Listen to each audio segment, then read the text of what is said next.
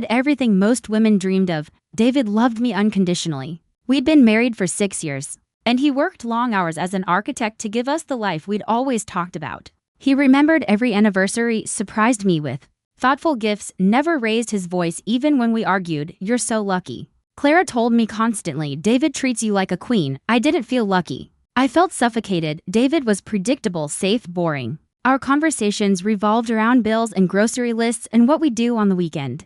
The passion I'd felt when we first started dating had faded into comfortable routine. I craved excitement, spontaneity, the kind of romance I read about in novels. Then I met Adrian at a work conference. He was everything David wasn't: charming, mysterious, dangerous. He worked in finance, wore expensive suits, and had this confidence that made my heart race. When he looked at me, I felt alive for the first time in years. We started talking during coffee breaks, then exchanging numbers, then late-night phone calls that made me feel like a teenager again. You deserve more than a comfortable life, Adrian whispered to me during one of our stolen moments. You deserve passion, adventure, someone who truly sees you. I believed him. God, how I believed every word. Within 3 months, I'd made my decision. My mother tried to talk sense into me. You're throwing away something precious for a fantasy, she warned. Clara practically begged me to reconsider. Think about what you're doing. David loves you. But I was blind, drunk on the intoxication of new love. I told David on a cold February evening,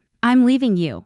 I'm not happy anymore. I need more than this. The look of devastation on his face should have stopped me. But I'd already convinced myself I was the victim in a loveless marriage. David didn't fight. He just nodded slowly, tears streaming down his face. Is there someone else? I didn't answer. I didn't need to. He already knew. Moving in with Adrian felt like stepping into a dream. His apartment was sleek and modern, overlooking the city skyline. He swept me off my feet with romantic dinners, weekend getaways, passionate attention I'd been craving. I can't believe I wasted so many years, I told him one night as we lay in his expensive sheets. You've shown me what I was missing. He kissed my forehead. You deserve the world, baby. David never appreciated you the way I do. The divorce proceedings started quickly. David didn't contest anything. He let me have more than I deserved from our shared assets, probably just wanting to end the pain. His lawyer looked at him with pity when he agreed to my terms without negotiation. My relationship with my family deteriorated rapidly.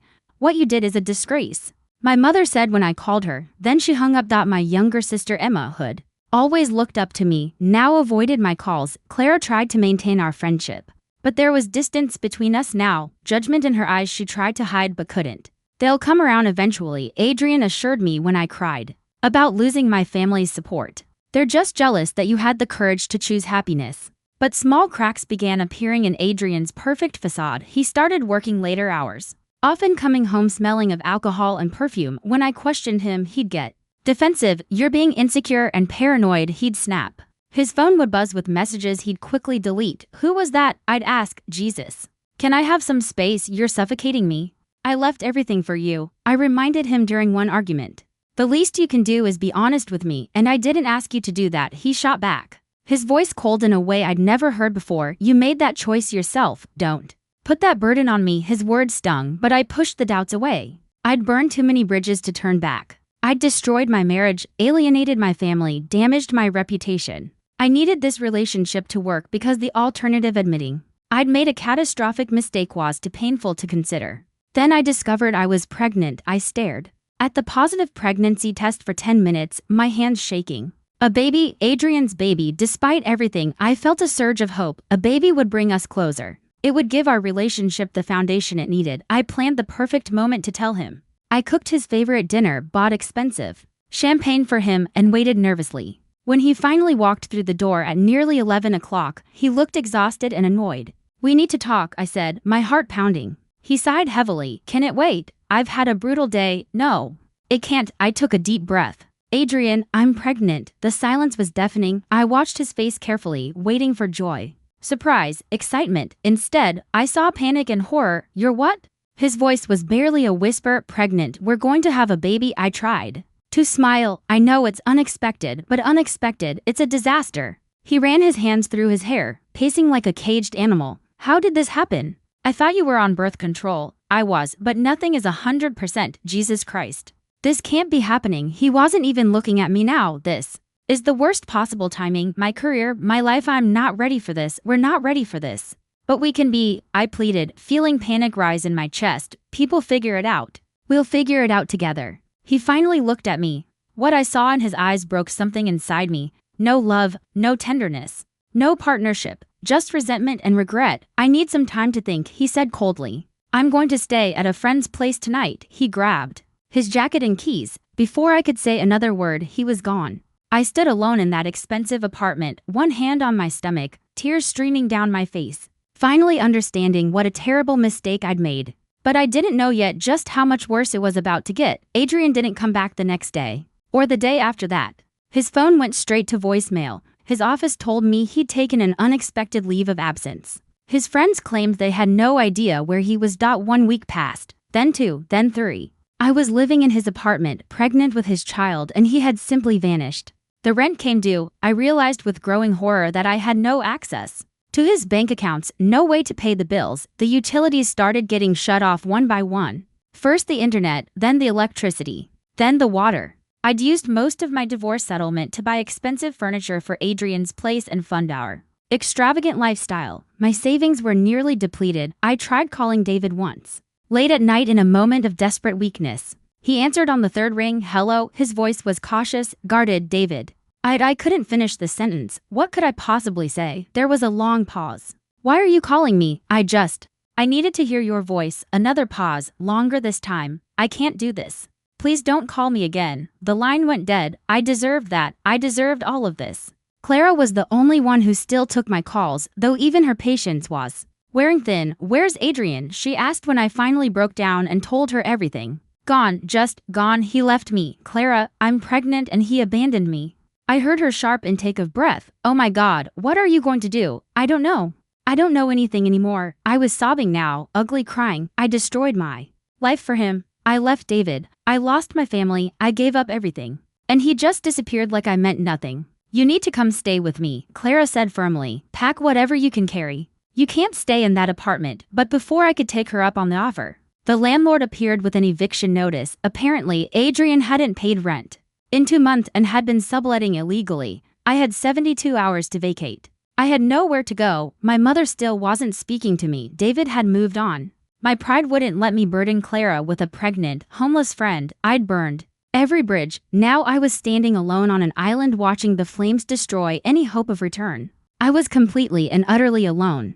I spent my first night homeless, sleeping in my car in a grocery store parking lot, crying until I had no tears left. Everything I owned was crammed into the backseat: a few clothes, some personal items, and the framed photo of my wedding day with David that I couldn't bring myself to throw away. In that photo, I looked so happy, so secure, so loved. That woman felt like a stranger now. The next morning, I drove to a women's shelter that Clara had found for me. The intake coordinator, a middle-aged woman named Patricia, took down my information without judgment. How far along are you? She asked, glancing at my still flat stomach. Almost 3 months, she nodded. We'll make sure you get to your prenatal appointments. Have you applied for any assistance programs? The reality crashed over me again. I was applying for government assistance. Who just 6 months ago had lived in a beautiful home with a successful husband, was now dependent on charity to survive. Not yet, I whispered. We'll help you with that too. Patricia's voice was gentle. You're not the first woman to end up here after leaving everything for the wrong person. And you won't be the last. But you're taking the first step, and that's what matters. The shelter was clean but depressing. Rows of bunk beds in a large room, shared bathrooms, strict curfews. My bunkmate was a woman named Teresa who'd escaped an abusive relationship with her 2 young daughters. Every night, I lay awake thinking about how I'd gotten here. I replayed every decision, every moment I'd chosen Adrian over David. Every warning sign I'd ignored. The guilt was suffocating. One afternoon, about a week into my shelter stay, I was sitting in the common area when an older woman named Margaret sat down beside me. She was a shelter volunteer who taught job skills classes. You look like you're carrying the weight of the world, she said gently. I deserve to, I replied bitterly. I did this to myself. Margaret studied me for a moment. Can I tell you something? I made a similar mistake 30 years ago. Left a good man for an exciting one who promised me the moon and stars. He left me with 2 babies and mountains of debt. I thought my life was over. What did you do? I survived. I worked 3 jobs. I went to community college at night. I rebuilt my life piece by piece. And you know what? I became stronger than I ever would have been if things had been easy. She patted my hand. You're not defined by your worst mistake, you're defined by how you rise from it. Her words planted a small seed of hope in my chest. Maybe I could survive this, maybe I could rebuild. I couldn't let go of my questions about Adrian. Where had he gone? Why had he abandoned me so completely? Part of me still hoped there was some explanation. I needed closure. Clara offered to hire a private investigator. With money she'd been saving for a vacation, you need to know the truth. She insisted, you need to understand what really happened so you can move forward. The investigator, a weathered man named Robert Chen, took exactly 2 weeks to uncover Adrian's true nature. When he called me to his office, I could tell from his expression the news wasn't good. I'm going to be direct with you, Robert said, sliding a folder across his desk. Adrian Castellano isn't who he claimed to be. My hands trembled as I opened.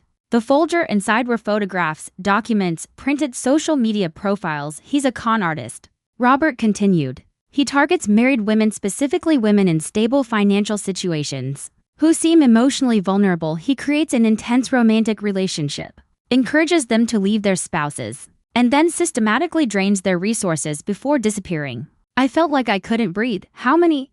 You're the 7th woman we've been able to confirm in the last 5 years. He pulled out more photographs. This is Jennifer Martinez. He convinced her to leave her husband and invest in a fake business venture. She lost her entire inheritance. This is Samantha Cho. He got her to buy a condo in his name before vanishing. She's still paying the mortgage on a property she doesn't legally own. Oh God, I whispered, staring at faces of women who looked just like me. The name Adrian Castellano is fake. His real name is Marcus Webb, and he has a criminal record for fraud and identity theft in 3 states. The finance job was fake. The friends you met were accomplices. Even the apartment wasn't his. He was squatting there after scamming the actual tenant. Everything had been a lie. Every word, every touch, every promise. Is he in custody? I asked, my voice hollow. Not yet. He's good at disappearing, but we've notified the authorities, and they're building a case with your testimony and evidence from other victims. They may be able to finally bring him to justice. I left Robert's office in a daze. I'd destroyed my life for a man who'd never existed.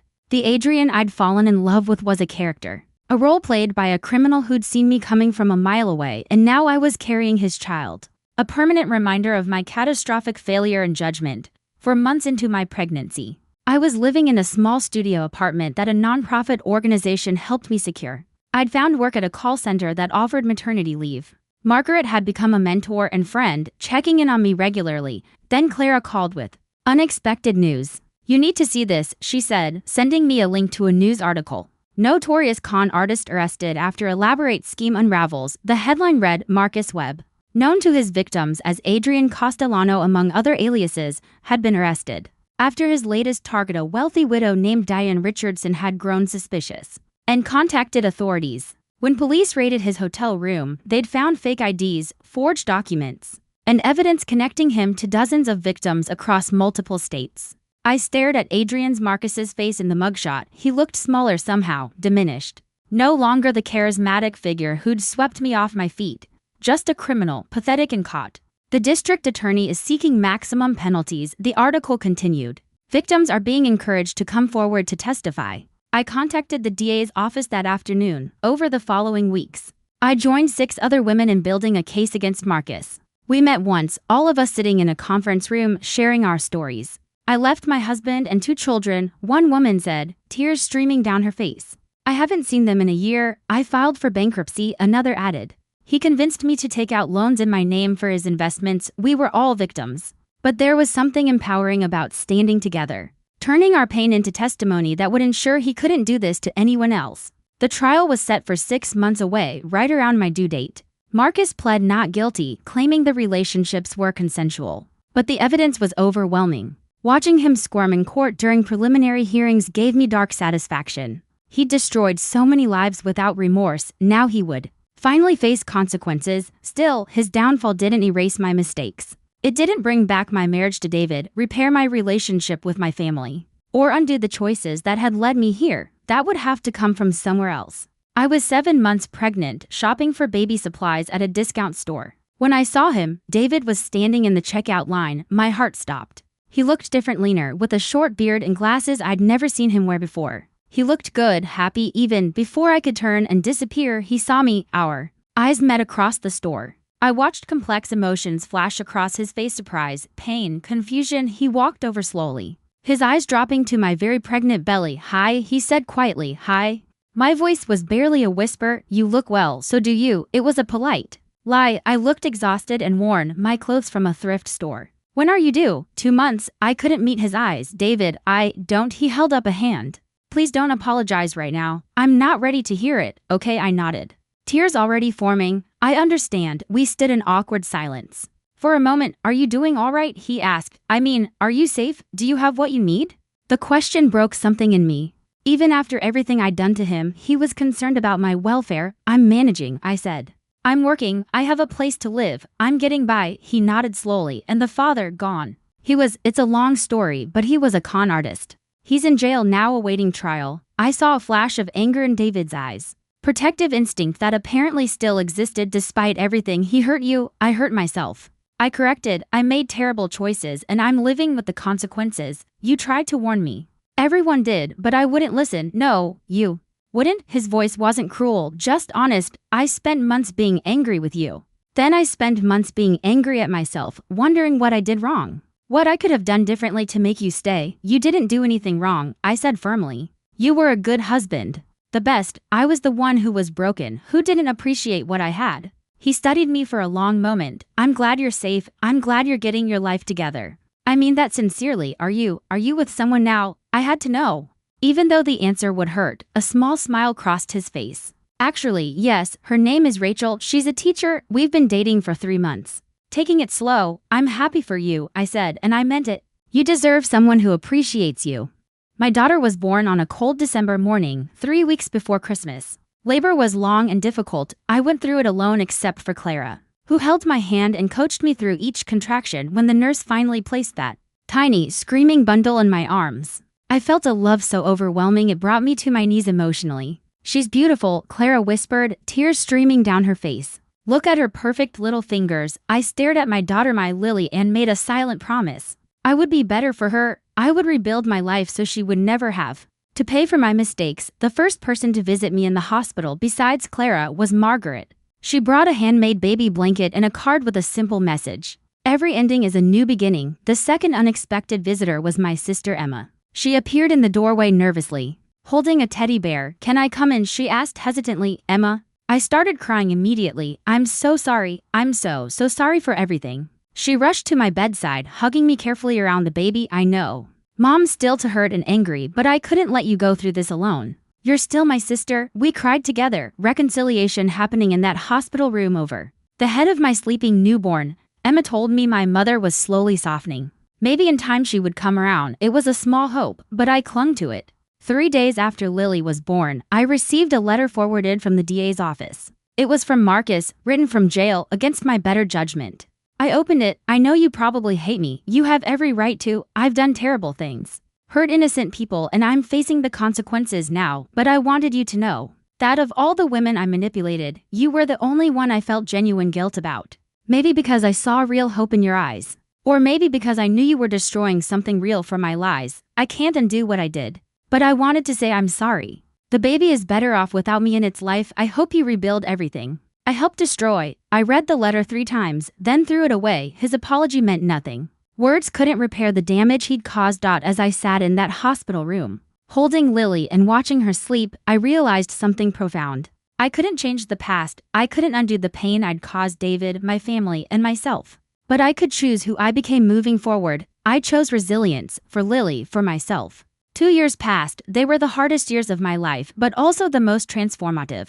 I worked during the day, took online business courses at night, devoted every spare moment to Lily. Margaret helped with childcare. Clara remained my steadfast friend. Emma visited regularly, slowly bridging the gap between me and our mother. Marcus was sentenced to 15 years in prison for fraud, identity theft, and financial exploitation. I attended the sentencing hearing and gave my victim impact statement, looking him in the eye as I described how he destroyed my life. When the judge handed down the sentence, I felt nothing, no satisfaction, no revenge, just emptiness where anger used to be. He was no longer important enough to occupy space in my emotional life. The real surprise came on a Saturday afternoon when I was at the park with Lily. She was toddling around the playground, laughing as I pushed her on the baby swing. When I saw David again, this time he had a woman with him. Rachel, I assumed. They were walking hand in hand, comfortable and happy together. I prepared myself for pain, jealousy, regret. But what I felt instead was genuine happiness for him.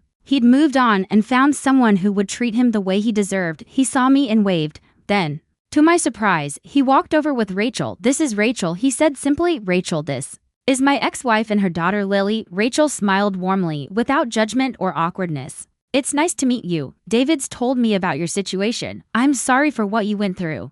"Thank you," I said, meaning it. "It's nice to meet you too." We talked for a few minutes, surface conversation about the weather, the park, how quickly children grow. It was civil, even friendly in a distant way. When they left, David paused and said something that stayed with me. "You look different, stronger." "Somehow, I am stronger," I replied. "Pain has a way of either breaking you or forging you into something unbreakable." I chose the latter. He nodded with approval. "Good, that's good.